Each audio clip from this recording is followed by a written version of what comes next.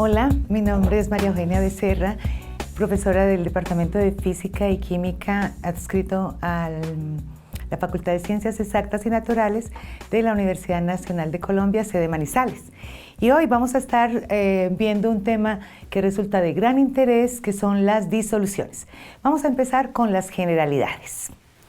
Muy bien, las disoluciones se definen entonces como una mezcla homogénea a nivel molecular de dos o más especies químicas, pero tienen la característica de que no reaccionan entre sí.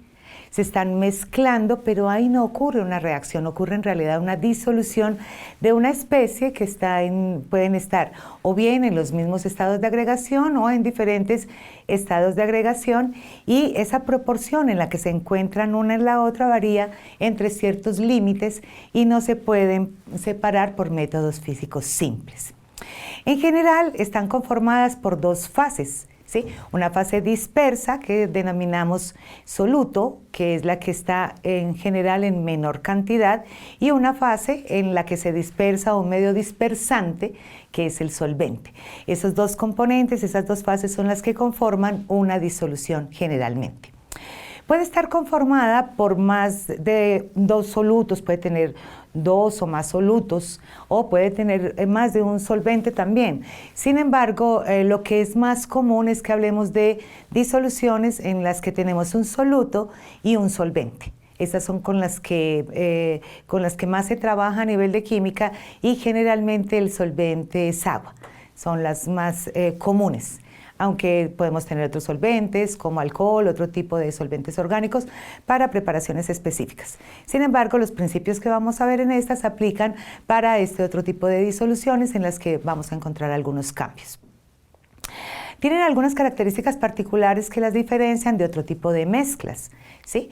Las disoluciones tienen la particularidad de que presentan una sola fase, es decir, a simple vista no se pueden diferenciar sus componentes, como ocurre, por ejemplo, con una suspensión o con una emulsión.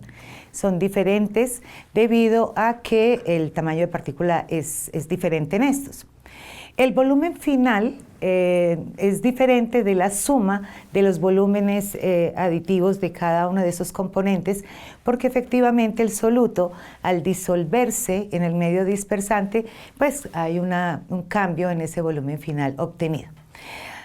Lo que la diferencia fundamentalmente de las emulsiones y de las suspensiones es el tamaño de partícula. En las soluciones ese tamaño de partícula es mucho menor, y eso hace que tenga mayor disponibilidad también para participar en las reacciones. Esas fases que la conforman, esos componentes en una solución, solo se pueden separar por cambios de fase como evaporación, fusión o condensación. No se pueden separar por medios como filtración, centrifugación, porque el tamaño de partícula no lo permite. En general, aunque tengan color, dejan pasar la luz, es decir, son translúcidas, y es una característica muy importante en las soluciones. Esto también se relaciona con su tamaño de partícula. Si se dejan en reposo durante un tiempo prolongado, las fases no se separan, es decir, no habrá que mezclarlas al final para poder homogeneizar los componentes, porque no se van sedimentando con el paso del tiempo. Esas son las características generales de una disolución, y tienen gran importancia para nosotros en química porque, como veíamos en las clases anteriores, muchas reacciones ocurren en soluciones acuosas, en medios acuosos. Así que cuando vamos a realizar experimentos, con mucha frecuencia tenemos que preparar soluciones para poder realizar estos experimentos. Muy bien. Las soluciones pueden encontrarse en cualquier estado de agregación, sólido, líquido, gaseoso, y los componentes que la conforman también pueden estar en cualquiera de estos tres estados de agregación. En general podemos tener soluciones que al final aparezcan sólidas, ¿sí? Que el resultado final sea un sólido. Por ejemplo, cuando tenemos el soluto y el solvente, ambos son sólidos, esto es clásico en un tipo de mezcla con la que estamos familiarizados, que son las aleaciones en los metales, ¿sí? Por ejemplo, el bronce, que lo reconocemos fácilmente en esta serie de medallas de premiación, es una aleación entre cobre y estaño y el resultado final, pues tanto el cobre como el estaño, están sólidos y el resultado final es un sólido. También puede ser un gas que se disperse en un sólido, como el hidrógeno en el paladio, que tiene algunas aplicaciones importantes en la industria, o un líquido en un sólido. Aquí hay un caso particular que nos permite comprender un poco este tipo de mezclas, y es, por ejemplo, el cemento. Cuando se le agrega agua, se mezcla, tenemos un líquido en un sólido y al final el resultado es un sólido. O como en el caso de las amalgamas que se han usado desde hace mucho tiempo para las reparaciones dentales, que resultan de una mezcla entre una limadura de plata a la que se le agrega mercurio líquido, y el resultado final es una pasta suficientemente sólida que permite obturar los dientes. También puede resultar en el estado final un líquido, que son en realidad las más comunes, como vamos a ver. Sólido en un líquido, pues son cualquier solución que resulta, por ejemplo, de disolver una sal, son las más comunes, una sal o un compuesto molecular como el azúcar, en agua o en otro disolvente, pues el resultado final es líquido y el sólido simplemente se dispersó suficientemente en el líquido, de tal manera que cuando uno las observa a contraluz no alcanza a diferenciar los componentes, ¿sí? El gas en el líquido, tenemos un ejemplo que nos permite comprenderlas bastante bien, y son este tipo de bebidas gaseosas en las que observamos que cuando hay un movimiento en estas podemos ver el burbujeo.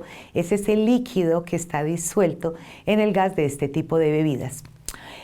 Y el líquido en líquido es una mezcla que también es común y que en los tiempos recientes nos hemos familiarizado mucho más con estas. La mezcla clásica de esto es el alcohol en agua. Cuando conseguimos alcohol, por ejemplo, el 70% en realidad tiene 70 partes de alcohol y el resto es agua, y recientemente estamos bastante familiarizados con este tipo de soluciones. Las mezclas gaseosas son un poco menos, digamos, comunes en términos de el trabajo en química, pero sí son muy comunes ambientalmente. La primera de estas sería, por ejemplo, un sólido que se disuelve en un gas. El ejemplo característico son los minerales que se disuelven en los gases que se ven salir, por ejemplo, en los procesos industriales, los humos, en los que se ve fácilmente la columna, en estas partículas sólidas que están dispersas en el gas. Gas en gas, el ejemplo clásico podríamos decir que es el aire, que es una combinación de oxígeno disuelto en nitrógeno. Es clásico ese tipo de ejemplo para esta mezcla particular. Y líquidos en gases, pues hablaríamos de la niebla, en la que hay disperso en el aire unas partículas muy finas de líquido que uno puede incluso percibirlas una vez que ha pasado por un campo de niebla, por ejemplo. ¿Qué tanto se disuelve un soluto en un solvente? Tiene unas condiciones particulares. Esa solubilidad está limitada tanto por las características del soluto como por las del solvente y la interacción que haya entre ellos. Ahí hay un asunto que es muy importante, un principio químico que debemos considerar, que es el principio de miscibilidad. ¿Qué tanto se pueden mezclar? Y partimos de un principio que dice que lo similar disuelve lo similar. En general, los compuestos polares se disuelven en solventes polares, y los compuestos que son no polares se disuelven en solventes que son no polares. Sin embargo, hay unas condiciones particulares de la solubilidad que debemos tener en cuenta al pensar en una disolución. La solubilidad se define como la máxima cantidad de soluto que una cantidad determinada de solvente puede disolver a una temperatura y presión determinadas. Esto ya se ha calculado para las especies comunes. Uno comúnmente encuentra el dato de solubilidad, qué tanto se disuelve esta sustancia. En función de qué tanto se disuelve, veíamos en una de las clases anteriores, conocemos incluso unas tablas de solubilidad que nos muestran cuáles son los compuestos más solubles, cuáles son los menos solubles, y en función de esto se dan también un tipo de reacciones. Pero cuando estamos pensando en preparar una solución, es muy importante considerar la solubilidad, porque obviamente cuando se supera la capacidad del solvente ya no se va a disociar más el soluto en este y por tanto va a aparecer un precipitado. Al precipitar lo que no se alcanza a disolver, ya no estamos hablando de una solución porque tendríamos dos fases. Entonces, para poder tener una solución que cumpla con esas condiciones, pues es necesario considerar la solubilidad de una sustancia determinada en agua o en el solvente que resulte de nuestro interés en ese caso. Generalmente la solubilidad aumenta con la temperatura. Eso lo podemos observar incluso en los procesos ordinarios en casa. Cuando nosotros agregamos sal al agua para hacer alguna preparación en la cocina, es evidente que la sal se disuelve más fácil si el agua está caliente que si está fría. Lo mismo pasa con el azúcar, se disuelve más fácil en agua caliente que en agua fría. Es un principio de solubilidad. En general, las sustancias se disuelven más fácil a mayores temperaturas. Sin embargo, hay algunas excepciones entre algunos compuestos y pues es también importante tenerlas en cuenta. Los cambios de presión en general no afectan la solubilidad cuando se trata de sólidos en líquidos. Sin embargo, en términos de gases es fundamental. A mayor presión, mayor solubilidad.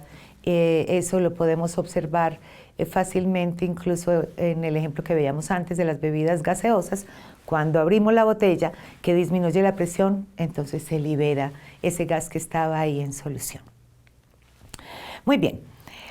Les decía ahora que las soluciones son supremamente comunes en el trabajo experimental en química, en todos los escenarios, bien sea en las prácticas de laboratorio que hacemos o en los experimentos, incluso a nivel de las industrias, son supremamente comunes y por eso nuestro interés en comprenderlas y poder acercarnos a todo lo que nos permita profundizar en el conocimiento de estas y poder apropiarlas de una buena manera. Podríamos hablar en principio, de que esa proporción en la que el soluto se está disolviendo en el solvente se puede clasificar cualitativamente y hay una clasificación inicial para esto, digamos, a nivel cualitativo, que diferencia las soluciones en saturadas, ¿sí? Una solución saturada es aquella que tiene la máxima cantidad de soluto, que puede contener esa cantidad de solvente a esa temperatura determinada. Ahora decíamos que si aumenta la temperatura, pues puede aumentar esa solubilidad, pero se mide en condiciones estándar, bien sea 0 grados centígrados o 20 grados centígrados, una condición ya establecida, y se determina cuál es la máxima cantidad de sustancia que se puede disolver. En función también de esa proporción, entonces, una solución insaturada será aquella que contenga menor cantidad de la que el solvente puede disolver a esa temperatura. Por ejemplo, se observan en la diapositiva, pues la solubilidad del NaCl, del cloruro de sodio, que es un compuesto que conocemos todos en la sal de cocina, tiene una solubilidad de 37.5 gramos, que se disuelven en 100 gramos de agua a 0 grados centígrados. Esa es la máxima cantidad de NaCl que se va a disolver en 100 gramos de agua.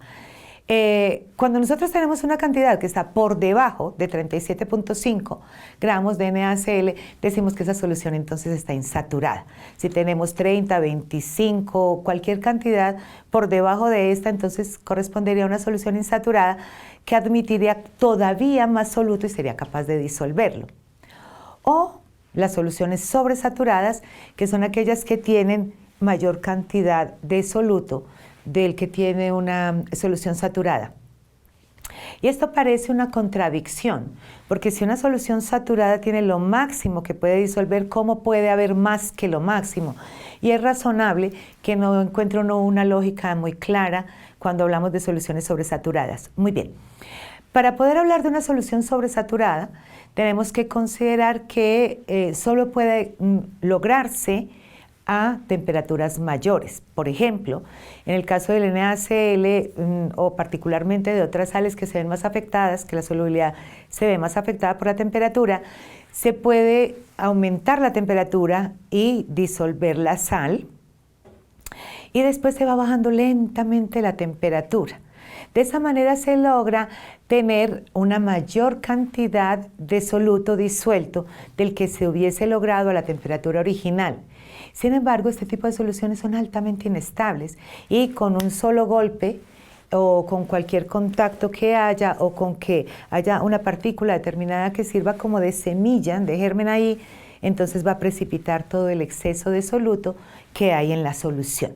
Entonces, decimos que las soluciones son insaturadas, saturadas o sobresaturadas, y eso ya nos da cuenta un poco de cuál es esa proporción de soluto en la solución. Sin embargo, como veremos en una clase posterior, esta clasificación no es suficiente para todas las aplicaciones que requerimos en química y hablaremos de otras proporciones en otro momento. Por lo pronto vamos a hablar de las características en general de las soluciones y tendríamos que ver que además de las aplicaciones en química, tienen muchas aplicaciones en la vida diaria y además en la industria, porque hay una característica particular en estas y es que la adición de una concentración determinada del soluto, o sea, la concentración, la cantidad de partículas de soluto que se agreguen a los solventes hace que haya un cambio importante en las propiedades de ese solvente. Y ese tipo de cambio en las propiedades se ha aprovechado en varias industrias y se ha aprovechado en varios procesos para mejorar el desempeño en ciertas condiciones.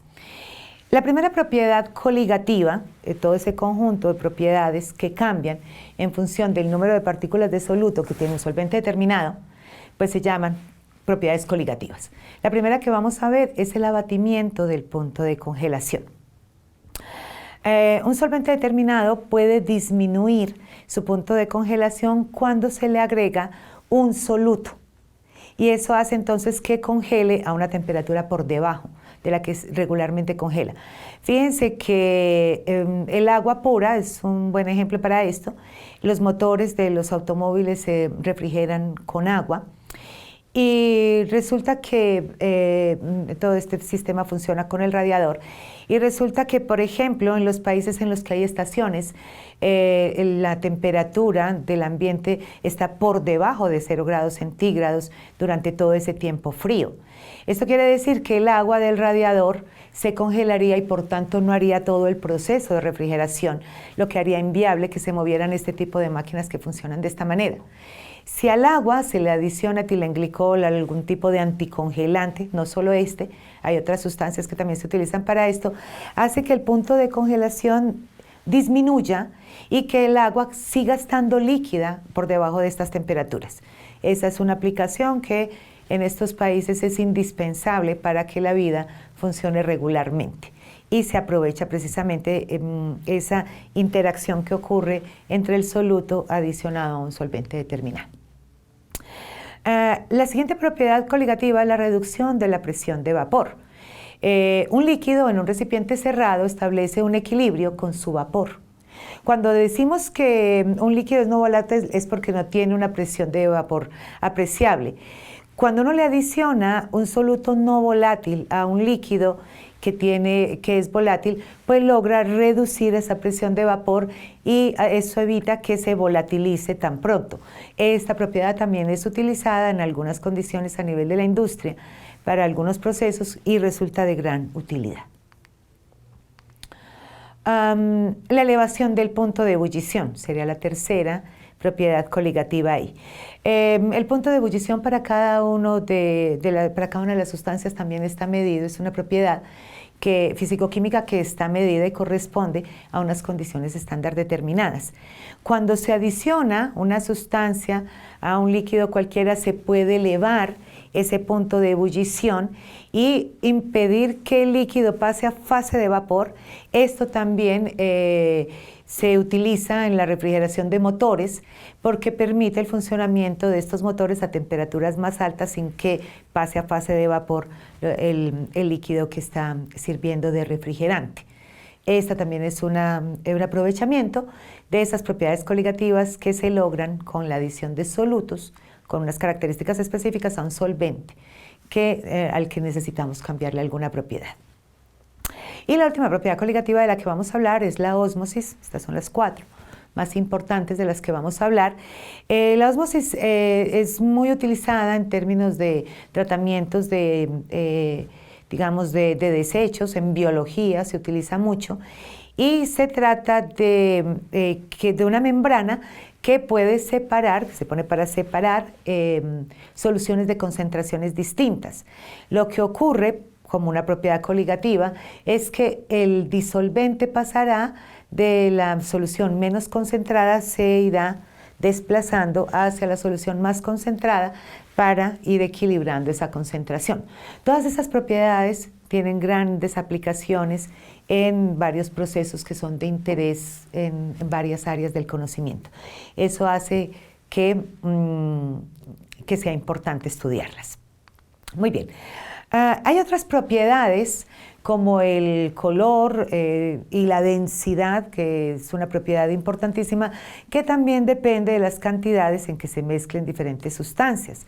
En este sentido, por ejemplo, si nosotros hablamos de una solución de HCl que tenga una concentración de 12 moles por litro, pues la densidad de esa solución es de 1.18 gramos por mililitro, mientras que si tenemos la misma solución si tenemos una solución de esta misma sustancia, pero que tenga una concentración de 6 moles por litro, la densidad es solamente de 1.10 gramos por mililitro. Esta densidad es una propiedad supremamente importante cuando hablamos de las soluciones. Vamos a hablar un poco de ella aquí, en el tablero. Vamos a ver.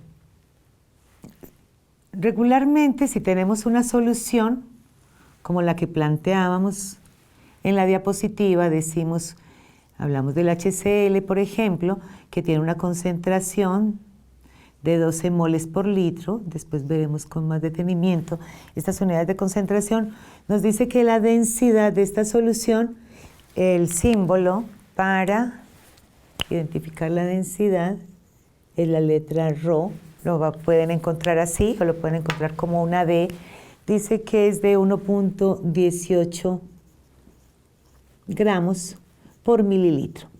Es importante comprender a qué se refiere la densidad. La densidad no es una unidad de concentración. En realidad, la densidad se tendría que interpretar como que 1.18 gramos de esta disolución, si nosotros la pesamos, vamos a una balanza y pesamos 1.18 gramos de esta disolución, ocuparán un volumen de 1 mililitro. Miren que hay una diferencia importante en este caso. La densidad es una unidad de interconversión de masa respecto al volumen, ¿sí? Está relacionando la masa de una solución con el volumen que ocupa, ¿sí? Una solución o una disolución con el volumen que ocupa, a diferencia de esta condición en la que nos referimos a una concentración determinada, que quiere decir que para el HCl tenemos 12 moles de HCl en 1 litro de solución. Miren que estas moles son de la sustancia, es decir, del soluto. Cuando hablamos de concentración, hablamos de el soluto respecto a la solución o en algunos casos al solvente. Así que aquí hablamos de una proporción, de una relación distinta. Mientras que en la densidad estamos considerando una equivalencia, porque en realidad resulta una interconversión masa-volumen para que podamos apropiar las soluciones, bien sea en masa o en volumen, a partir del dato que tienen. Cuando hablamos de soluciones líquidas, es muy conveniente y es muy común que nos den el dato de la densidad para poder trabajarlas o bien en unidades de masa o bien en unidades de volumen. Muy bien, esto ya nos da una introducción. Con esto ya tenemos una introducción a este tema de las disoluciones, en el que iremos profundizando en las siguientes clases. Muchas gracias y continúen profundizando en estos temas con la bibliografía que tienen disponible. Es importante que lean y que los vayan ampliando. Muchas gracias.